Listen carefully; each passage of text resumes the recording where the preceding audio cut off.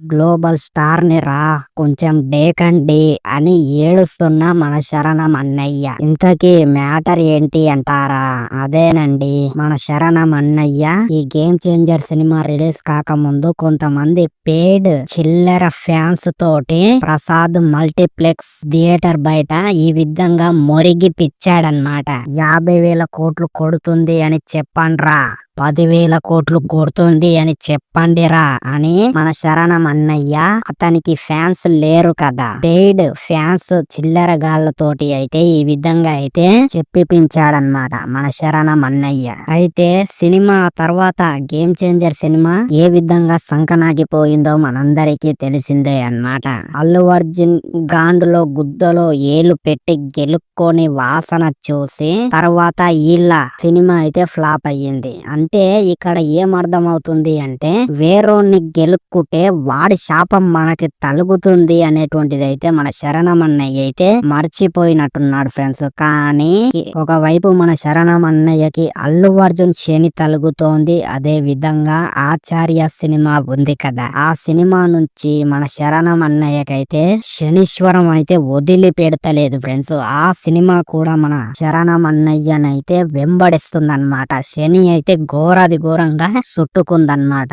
And ఆచార్య సినిమాకి ముందు వచ్చినటువంటి RRR సినిమా అయితే అది ఎన్టీఆర్ అన్నయ్య వల్ల అయితే హిట్ అయిందన్నమాట ఆ RRR సినిమా. ఆ తర్వాత వచ్చినటువంటి మన శరణం అన్నయ్య సోలో సినిమా వినయ విధేయ రామ వచ్చింది. ఆ తర్వాత ముందు ఆచార్య సినిమా వచ్చింది. ఆ తర్వాత ఇప్పుడు గేమ్ చేంజర్ సినిమాలన్నమాట. ఈ గేమ్ చేంజర్ సినిమా వరకైతే మన శరణం అన్నయ్య అయితే లైఫే నాశనం అయిందనేటువంటిది అయితే క్షుణ్ణంగా చెప్పుకోవచ్చు అన్నమాట. ఎందుకు అంటే మన శరణం అన్నయ్య అంటే అల్లు అర్జున్ ని గెలుకుతాడు, అదే విధంగా ఇతర ఫ్యాన్స్ లని కూడా గెలుక్కొని మరి మూగిగా అయితే ఉంటాడు. కానీ ఆ మూగిగా ఎన్ని రోజులు ఉంటాడు ఫ్రెండ్స్?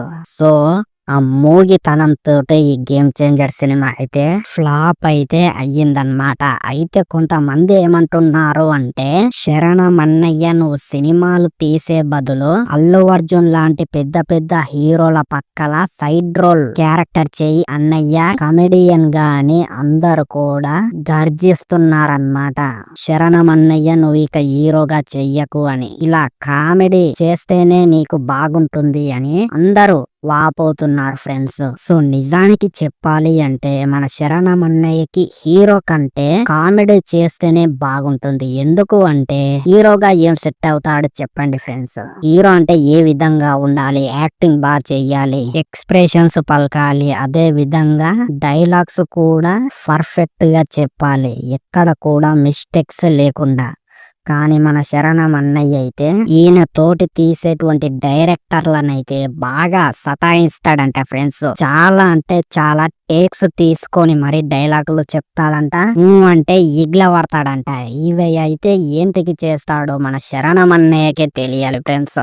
సో ఈ విధంగా చూసుకున్న మన శరణం అన్నయ్య అయితే హీరోగా సెట్ కాడు, కమెడియన్ గా సెట్ అవుతాడు అనేటువంటిది అయితే నా అభిప్రాయం అన్నమాట. మరి మీరేమనుకుంటున్నారు ఈ వీడియో పైన? మీ అమూల్యమైన అభిప్రాయాన్ని కింద కామెంట్ చెయ్యండి. అలాగే ఇలాంటి ఇంట్రెస్టింగ్ అప్డేట్స్ కోసం మన ఛానల్ ని సబ్స్క్రైబ్ చేయండి.